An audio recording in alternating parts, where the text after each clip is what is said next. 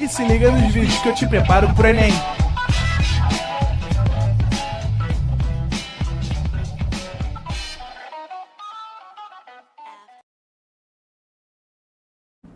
Estamos ao vivo, estamos online, Vieira? Fala galera, fala indivíduos, fala alunos do ProEnem, sempre um prazer inenarrável estar com vocês mais uma vez, mais uma noite. E a intenção aqui hoje é a gente falar um pouquinho, iniciar nossa trajetória, né, iniciar nossa caminhada aí para falar sobre Kant, né? Esse cara aqui, né, esse rapaz aqui, ó que bonito, né? Esse é o Kant. E o Kant, ele é um autor que ele é tão importante pra gente. Ele tem caído tanto nas provas de vestibular que o Kant, vão ter 2 aulas do Kant para você, tá? São 2 encontros em que nós vamos falar sobre o Kant, porque o Kant é um autor muito recorrente nos vestibulares, né? Ele é um autor que cai vez ou outra e ele cai também com uma variabilidade de temas. Ao contrário de autores como, por exemplo, Descartes. Descartes cai muito, mas Descartes cai sempre a mesma coisa. Cai sempre lá, valoriza a razão, entende a dúvida como um método. É sempre igual, né? Kant não. Kant é um autor que cai muito, mas é um autor que cai muito e de variadas formas, de variadas maneiras. E por isso que é importante a gente falar tão bem desse cara aqui e entender tão bem a compreensão que ele está fazendo sobre o mundo e sobre o século XVIII, que é o período em que ele está vivendo, tá? A gente vai ter 2 aulas de Kant. Nessa primeira aula, a gente vai começar falando sobre o porquê o Kant é um autor iluminista e qual é a relação dele com o iluminismo, beleza? O Matheus Guerra botou ali assim, ó: os filósofos sempre são desprovidos de beleza. Tá me chamando de feio, né? Mas tudo bem, Matheus, tudo bem. Vou levar pro coração não, tá? Diretor, chega aí, vem comigo. Meus queridos, olha pra cá que eu tenho um negócio pra te falar. É o seguinte, quando você pensa no movimento iluminista, nisso que a gente chama e que a gente ensina como sendo iluminismo, eu quero que você guarde uma coisa importante. O iluminismo, ele é sempre marcado, ele é sempre pautado em uma coisa. O iluminismo, ele foi um grandioso movimento do século XVIII. E esse grandioso movimento do século XVIII, ele tinha como sua grande intenção, como sua grande questão, ser contrário, ser um movimento opositor, né? Então um movimento de oposição, né, ao chamado antigo regime. Quando eu falo para você de oposição ao chamado antigo regime, eu falo para você de um movimento, né, que está sendo oposto principalmente a 2 coisas. Sempre que você ouvir falar, né, de antigo regime, você vai estar pensando primeiro em absolutismo, né? O antigo regime tinha um modelo de organização, tinha um modelo de governo que nós chamamos de absolutismo, que é aquele governo todo pautado na figura de um único governante que manda sozinho de forma autoritária. E você também vai estar pensando automaticamente numa outra coisa, que é o mercantilismo. Mercantilismo. Beleza? Então, quando eu falo para você sobre antigo regime, eu falo de absolutismo e mercantilismo. O iluminismo era um movimento de indivíduos opostos a essa ideia, opostos a essa percepção. Diretor, carrega para mim, por favor. Então, quando eu falo para você sobre esse antigo regime, eu estou falando de um rei único no poder e um modelo econômico mercantil. Para quem não se lembra, modelo econômico mercantil é aquele modelo de colônia, de acúmulo de metais e por aí vai. O Kant é considerado um autor iluminista, mas ele é considerado iluminista por outro motivo. Por quê? Os iluministas, né, além de terem essa parte, né? Além de terem essa preocupação em criticar, em ser opostos, né, a esse antigo regime, tem uma outra coisa que os iluministas faziam muito bem. Os autores iluministas eram autores que valorizavam, que vangloriavam a razão. Então, repara, são autores que defendem um processo de valorização da razão. E quando eu falo de valorização da razão, eles estão valorizando o pensamento racional, mas também estão valorizando a capacidade humana e tudo aquilo que o homem consegue produzir. Então, eles estão mantendo um tipo de discurso que era muito forte, que foi muito poderoso lá atrás no Renascimento, né? Eles estão retomando esse discurso humanista, esse discurso racional, esse discurso reflexivo, esse discurso científico, esse discurso cada vez mais baseado numa questão científica, racional, reflexiva, pensante. Tranquilidade? Então, olha pra cá, que aqui a gente tem uma coisinha que é importante. Quando eu falo pra você de humanismo, quando eu falo pra você de valorizar a razão, é aqui que entra o Kant. Sabe por quê? O Kant tem uma teoria que ele vai dizer o seguinte: respira e vem comigo. Todo mundo, todo indivíduo, ao longo da sua vida, nasce em um estágio que ele vai chamar de estágio da menoridade. Segundo o Kant, todo indivíduo, toda pessoa nasce num estágio que é o estágio de menoridade. Ah, Leandro, realmente, sabe, eu nasci de menor, porque eu nasci com menos de 18 anos. Se você nascesse com mais de 18 anos, seria esquisito, né? É óbvio que a gente nasceu menor, mas o ponto aqui não é esse. Essa menoridade que ele está falando não tem nada a ver com idade biológica. Essa menoridade não tem nenhuma relação com uma idade de nascimento, de vida, de tempo biológico. Não, não é isso. A ideia do Kant é que a gente nasce na menoridade, que é a seguinte: todo indivíduo, segundo ele, nasce em um estágio que ele nomeia de estágio de tutela. Todo indivíduo nasce num estado de tutela. O que é um estado de tutela? Ah, Leandro, tutela, sabe, é quando alguém cuida de alguém. É por aí. Mas o ponto é que aqui tutela quer dizer controle. Quando eu falo que os seus pais te tutelam, é que os seus pais têm um controle sobre você. Tem nada. Tem sim. Tenta viajar de avião sozinho, sei lá, sendo menor de 18 anos, né? Tenta, por exemplo, fazer ou realizar algum tipo de compra de imóvel, de compra de carro. Tenta fazer algum tipo de processo contratual. Você não vai conseguir, porque existe alguém que te tutela. Existe alguém que te controla, que decide sobre você. Agora, uma coisa importante é você entender que o Kant, ele está falando de tutela no sentido de controle, ou seja, todo mundo nasce controlado. Todo mundo nasce, de alguma forma, com um controle sobre si. Agora, esse controle é um controle ligado ao aspecto de você não ter total autonomia sobre a sua mente. Você não ter total autonomia sobre sua capacidade pensante. Você não ter total autonomia sobre sua capacidade de reflexão. Você nasce tutelado por algo ou por alguém. O ponto do Kant é que quando nós nascemos, e a menoridade não tem a ver com idade biológica, tem a ver com a sua vida, você nasce num estágio de tutela. Você sempre nasce controlado, moldado por alguém. Agora, o ponto é, você vai permanecer assim ou vai sair? Porque o Kant vai dizer que ao longo da vida, nós temos uma possibilidade. A possibilidade é sair do estágio de tutela, sair desse estágio de controle de menoridade e tentar chegar a um estágio que ele vai chamar de estágio de maioridade. Esse estágio que ele vai nomear como estágio de maioridade é um estado que você não vai ser mais um estado de tutela. Ou seja, você não vai ter mais um estágio que alguém te controla. Você vai estar em um estágio em que você vai ter uma coisa chamada autonomia. Ou seja, você vai estar num estado em que você vai ter a autonomia reflexiva, a autonomia em sua capacidade de pensamento, a autonomia em sua capacidade de entendimento, de compreensão. O ponto fundamental do Kant é: eu nasci aqui, eu tenho que vir para cá.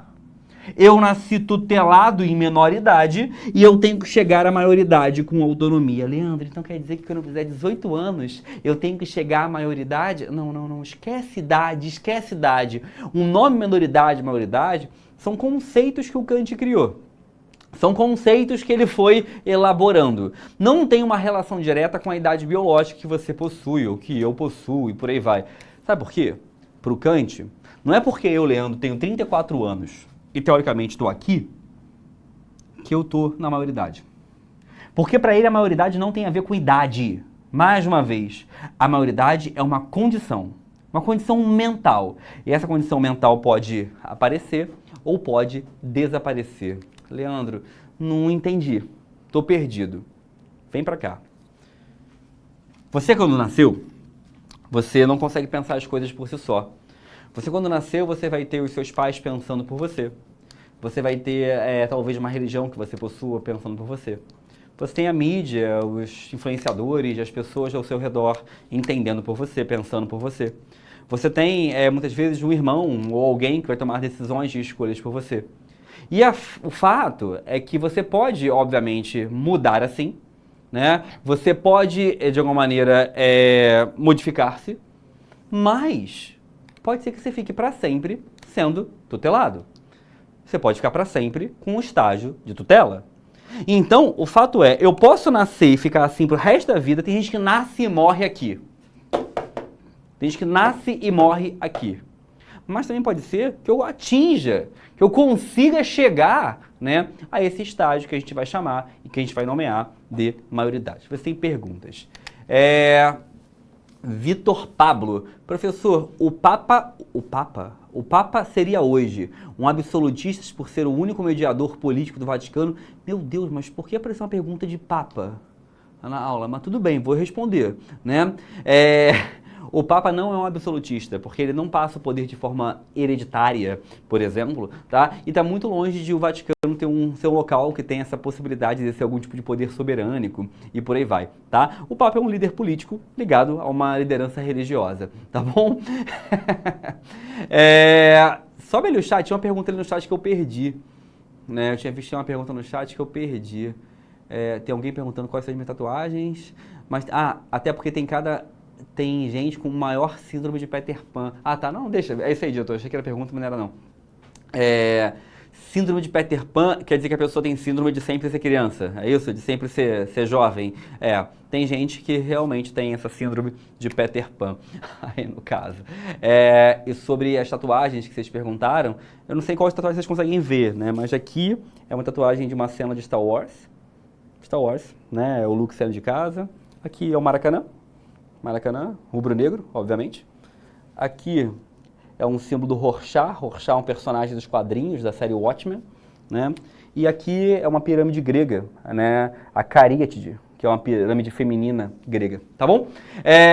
Pergunta ali, como se alcançaria ou como se chegaria à maioridade? Tem várias pessoas perguntando isso e eu vou falar sobre isso, tá? Vamos lá, presta atenção aqui. Quando a gente fala sobre a minoridade, quando a gente fala sobre a questão de você ser alguém de menor, né? A gente está falando, e é muito fácil perceber, alguém de menor é alguém que não chegou à maioridade. Então, alguém de menor, né, é alguém que não chegou a esse estágio de maioridade. Tá, Leandro? Mas quando eu chego à maioridade? Como eu sei que eu estou na maioridade? Como eu sei que eu alcancei essa condição maior? Né? Como eu vou saber o dia que eu virei de maior? Né? Você não vai saber. Ué, Leandro, como assim eu não vou saber? Você não vai saber, sabe por quê? Porque a maioridade, segundo ele, é uma condição que é um desejo. Eu desejo chegar a essa maioridade, porque ele vai dizer que essa trajetória daqui para cá tem um nome. Essa trajetória de sair da minoridade e chegar à maioridade recebe um nome, que é esclarecimento. E eu preciso que você guarde esse nome, esclarecimento. O esclarecimento é essa passagem, é essa transição. O Kant está mais preocupado com o processo de sair da minoridade e chegar à maioridade do que ele está preocupado com se você vai conseguir chegar ou não. Para ele, na visão dele, é importante que eu busque, que eu deseje, que eu almeje abandonar essa minoridade e chegar a essa maioridade. E esse processo recebe o nome de esclarecimento. Então, segundo ele, eu devo buscar ao longo da minha vida me esclarecer. Eu devo buscar ao longo da minha vida, buscar esse esclarecimento, almejar esse esclarecimento. Porque quanto mais eu atingir esse esclarecimento, quanto mais eu tentar chegar a esse esclarecimento, né, mais perto da maioridade eu vou estar. Imagina, quando eu vou saber que eu cheguei? Você não vai saber. Porque isso aqui não é uma linha de chegada que você cruza e fala, cheguei. Não, não tem isso. Né? Porque é um processo contínuo, é permanente. Eu tenho que viver buscando a maioridade. Eu tenho que viver permanentemente desejando, querendo essa maioridade. Camila, essa maioridade vem através da experiência? Então, não necessariamente. A maioridade vem, segundo ele, na hora em que eu paro de ser tutelado. O que eu quero dizer com isso? A maioridade vem quando eu paro de pensar de acordo com os demais. De acordo com as demais pessoas. Quando eu paro de ter um pensamento tutelado.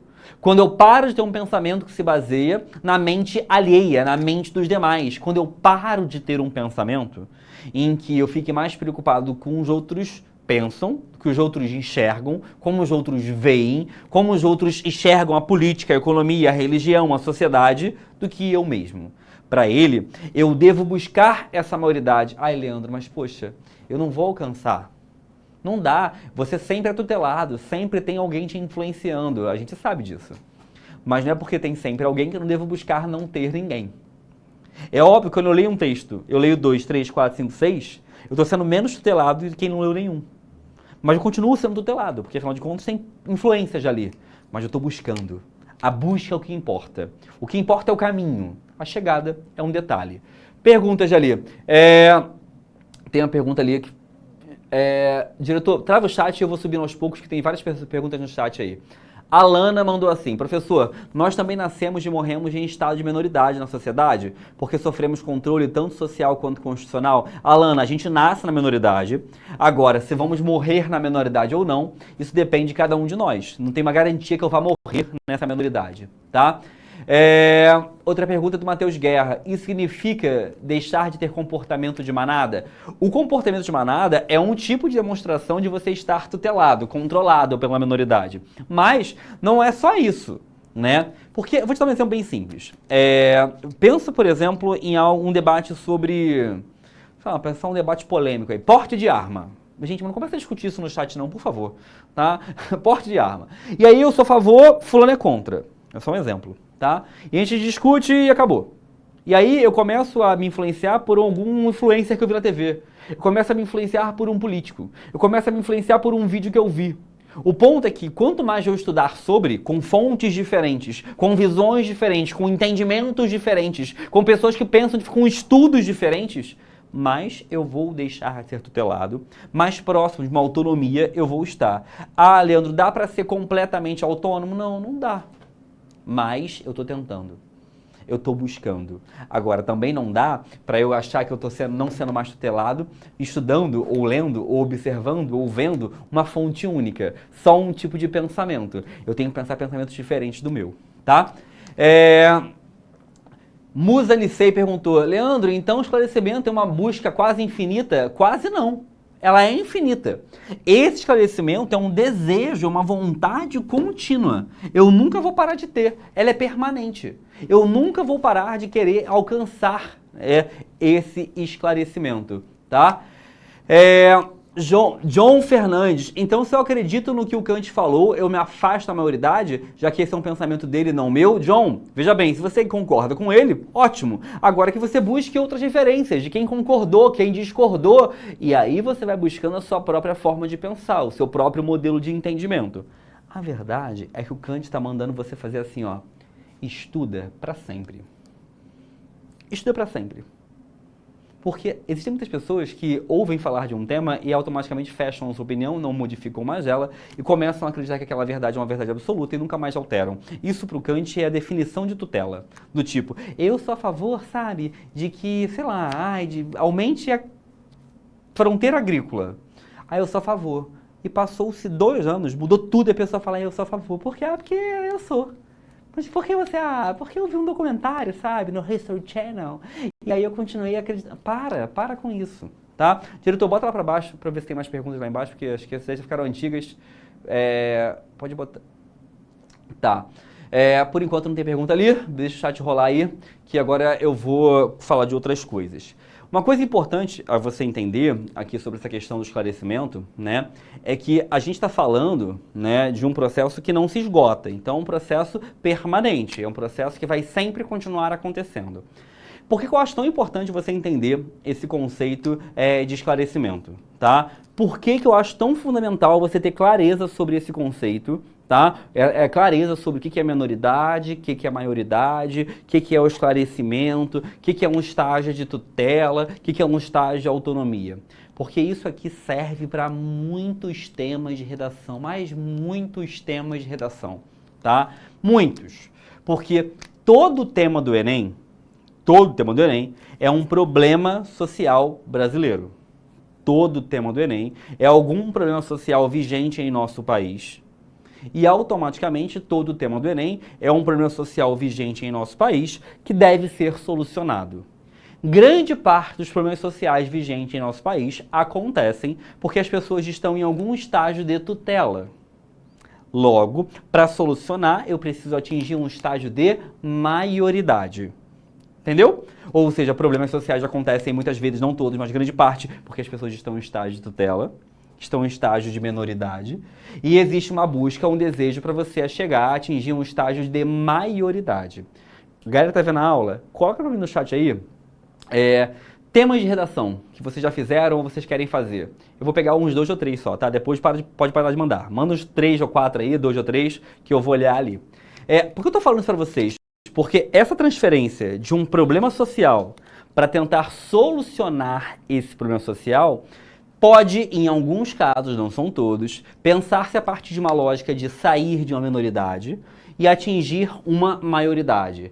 Sair de um estágio menor e passar para um estágio maior. Ou seja, sair de um estágio em que eu sou controlado, moldado, tutelado, não penso por mim mesmo, para um estágio que eu posso passar a não mais ter essa relação. Quer ver? Ó, o Pitbull Malvado, ou o nome do indivíduo, Pitbull Malvado, mandou assim, preconceito linguístico. Tá? O tema do Enem nunca vai ser assim, mas o tema do Enem poderia ser assim, os desafios para o combate ao preconceito linguístico no Brasil. É um tema clássico que poderia aparecer. O que você pode entender? Que o preconceito linguístico acontece porque as pessoas estão no estágio de minoridade. E que a solução desse problema é chegar a um estágio de maioridade. Então você poderia falar, segundo, diria, o filósofo prussiano alemão Immanuel Kant, as pessoas que têm algum tipo de comportamento baseado no preconceito linguístico estão no estágio de maioridade, devendo e precisando alcançar um estágio de maioridade, refletindo e pensando por si mesmas. Era uma possibilidade. Quer ver outro tema ali agora que alguém botou? Ó, a Nicole mandou assim, aquecimento global e efeito estufa. Beleza, vamos pensar. Os desafios, as demandas, os dilemas para o aquecimento global e o combate ao aquecimento global em nosso país, né? O aquecimento global acontece porque muitas empresas, instituições e governos não conseguem compreender o tamanho desse dilema, demonstrando estarem no estágio de menoridade, segundo diria Immanuel Kant. Logo, é fundamental buscarmos a conscientização para levarmos todos a um estágio de maioridade. Dá para encaixar isso em muito tema. Tá? Vou pegar mais um para vocês verem ali, ó. Brazilian Football mandou assim, ó. Passei, perdi o Brazilian Football. Só li o nome dele e não. Tá ali, ó. Evasão escolar. Valeu, foi. Evasão escolar. E aí ele mandou assim: evasão escolar. A evasão escolar no Brasil acontece devido a muitos indivíduos não conceberem o papel da educação em nosso país. Isso demonstra que estamos em um grande estágio de minoridade, devendo buscar alcançar um estágio de maioridade, como diria o filósofo alemão Immanuel.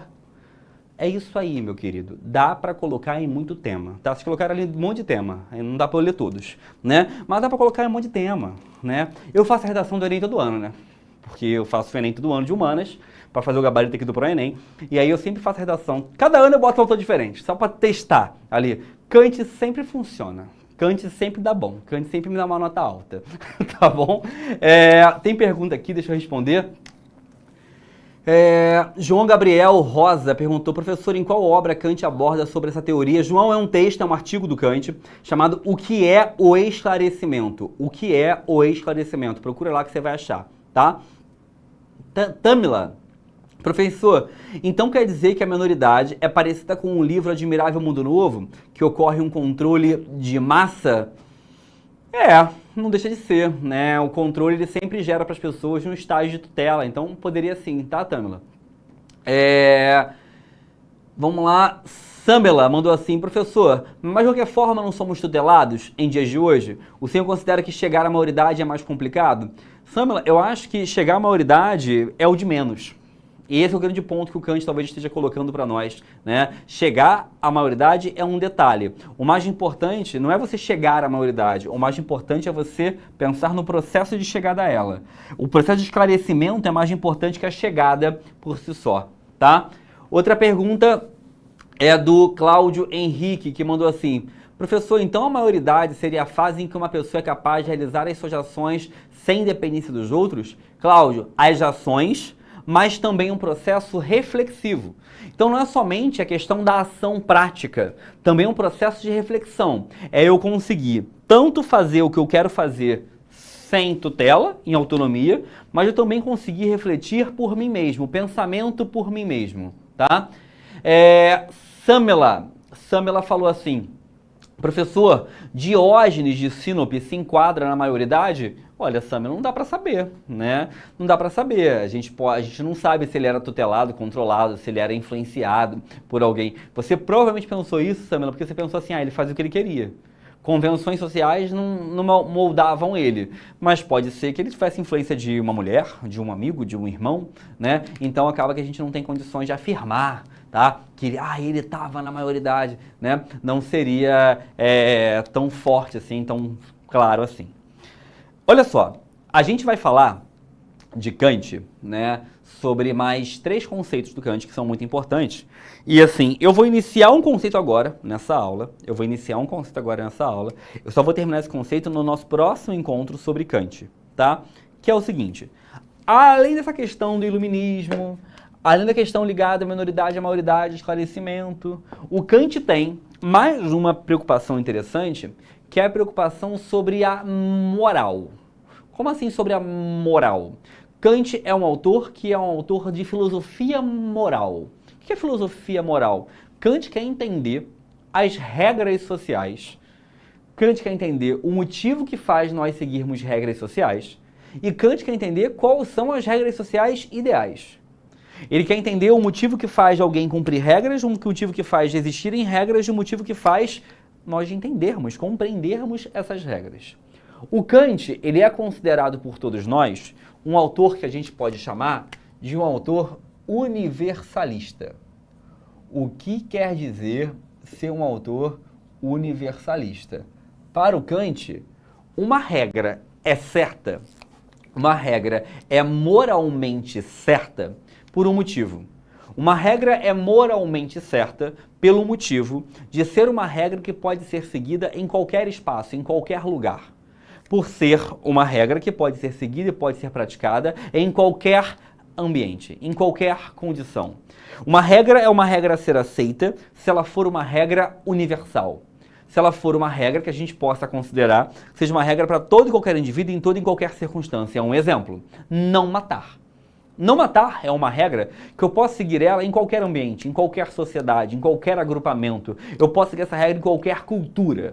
Ou seja, é uma regra social que eu posso considerar como universalista. Para o Kant, as regras sociais devem sempre ser regras universalistas. Deve-se buscar entender, compreender e praticar regras que sirvam em qualquer espaço, em qualquer ambiente. A moralidade para ele tem que ser universal. Tem que ser uma moralidade que eu possa estabelecer em qualquer espaço. Um exemplo. Eu acho que é correto ser animado. Ser alguém bem educado, ser alguém que seja, de alguma forma, uma pessoa agradável de estar com outras pessoas. Segundo ele, a gente pode pensar que talvez essa regra seja uma regra universal, seja uma regra que eu possa praticar em todo e qualquer ambiente. Todo e qualquer espaço eu possa praticar uma regra social tal como a regra de ser educado, simpático, sei lá, em grandes meios sociais. Então, Kant estabelece que eu devo buscar comportamentos, que eu devo tentar encontrar comportamentos universalistas, que esses são os comportamentos adequados a se ter. Então, quando você ouve falar, por exemplo, de uma ética universal, de uma moral universal, de uma regra universal, de uma moral kantiana universalista, tudo isso tem a ver com essa visão kantiana de que é fundamental, é essencial eu praticar uma ação que deveria e poderia ser praticada em todo e qualquer ambiente, em todo e qualquer espaço, em todo e qualquer local. Tranquilidade até aí. De boas. O que vai acontecer? Eu vou começar a encerrar minha aula aqui hoje.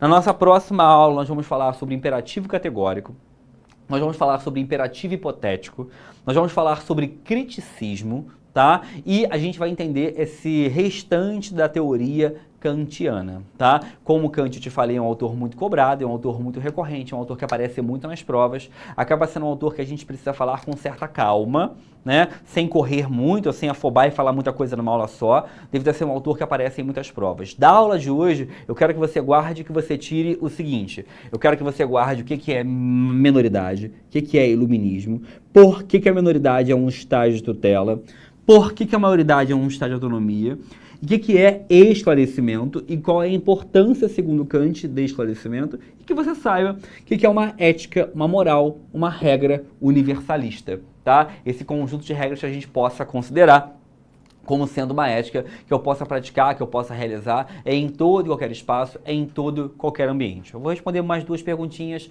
para a gente poder encerrar. Cami perguntou assim, a tutela pode ser relacionada com a ignorância? Pode, Cami.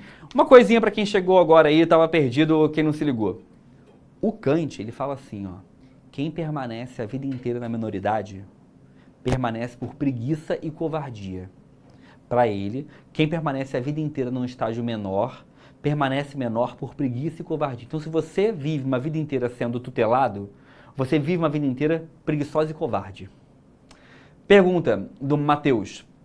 Professor, uma pessoa que segue seus pensamentos, atitudes e decisões apenas pelas próprias convicções, pode ser considerada uma pessoa que alcançou a maioridade? Mateus, eu, Leandro, não posso ser a pessoa que vai definir se alguém chegou ou não à maioridade. Mas você pode dizer que essa pessoa está encaminhando-se. Ela está num caminho de chegada e de alcance aí da maioridade. Tranquilidade? De boas? Meus queridos, vou sair aqui da frente, vocês tirarem um print. Chega aqui, diretor. 1, 2, 3, foi e printou. E aí, eu queria encerrar essa aula te falando o seguinte. A filosofia, obviamente, ela tem uma função de fazer você passar no vestibular, ela tem uma função pragmática, né, de você conseguir acertar questões na prova, mas também queria muito que vocês pensassem além disso. Então, assim, reflitam e pensem sobre como, de alguma maneira, vocês podem chegar à maioridade, como que vocês podem fazer para cada vez mais se esclarecerem. Um forte abraço, boa noite a todos e até a próxima. Assista nossas aulas a hora que você quiser. Vem com o Pro, o cursinho online que mais aprova no Enem. Assine em proenem.com.br. We gotta celebrate the beauty of the world that keeps on giving.